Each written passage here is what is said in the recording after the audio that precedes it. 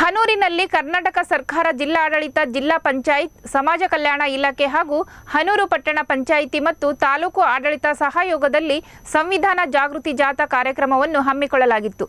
ಇನ್ನು ಕಾರ್ಯಕ್ರಮದಲ್ಲಿ ಶಾಸಕ ಎಂಆರ್ ಮಂಜುನಾಥ್ ಮಾತನಾಡಿ, ಡಾಕ್ಟರ್ ಬಿಆರ್ ಅಂಬೇಡ್ಕರ್ ಅವರ ಬದುಕು ಎಲ್ಲರಿಗೂ ಪಾಠವಾಗಿ ಸಂವಿಧಾನದ ಅರಿವು ಮುಂದಿನ ಪೀಳಿಗೆಗೆ ದೇಶ ಕಟ್ಟಲು ಅನುಕೂಲವಾಗಬೇಕು ಎಂದು ತಿಳಿಸಿದರು. ಉದ್ಯೋಗ ಹಕ್ಕು, ಅಧಿಕಾರ ಪಡೆದುಕೊಳ್ಳುವ ಅವಕಾಶ ಸಂವಿಧಾನದಲ್ಲಿ ಇದೆ.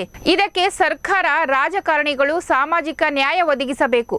ನನಗೆ ನೀವು ಅಧಿಕಾರ, ಅವಕಾಶ ಕೊಟ್ಟಿದ್ದೀರಾ. ಹೀಗಾಗಿ ಸಂವಿಧಾನ ಮೂಲಕ ಜನರಿಗೆ ದೊರಕಬೇಕಾದ ಹಕ್ಕು, ಸವಲತ್ತುಗಳನ್ನು ತಲುಪಿಸುವ ಕೆಲಸವನ್ನು ಪ್ರಾಮಾಣಿಕವಾಗಿ ಮಾಡಲಾಗುವುದು. ಸಾಧಕರ ಹಾದಿಯಲ್ಲಿ ಸಾಗಿದರೆ ಯಶಸ್ಸು ಖಂಡಿತ ಸಾಧ್ಯವಾಗಲಿದೆ. ಸಂವಿಧಾನ ಪ್ರಜಾಪ್ರಭುತ್ವದಲ್ಲಿ ಡಾಕ್ಟರ್ ಬಿಆರ್ ಅಂಬೇಡ್ಕರ್ ಅವರು ಹಕ್ಕು, ಅಧಿಕಾರ ಪಡೆಯಲು ಅವಕಾಶ ನೀಡಿದ್ದಾರೆ. ಹೀಗಾಗಿ ಸಂವಿಧಾನ ರಕ್ಷಿಸುವ ಕೆಲಸವಾಗಬೇಕು ಎಂದರು.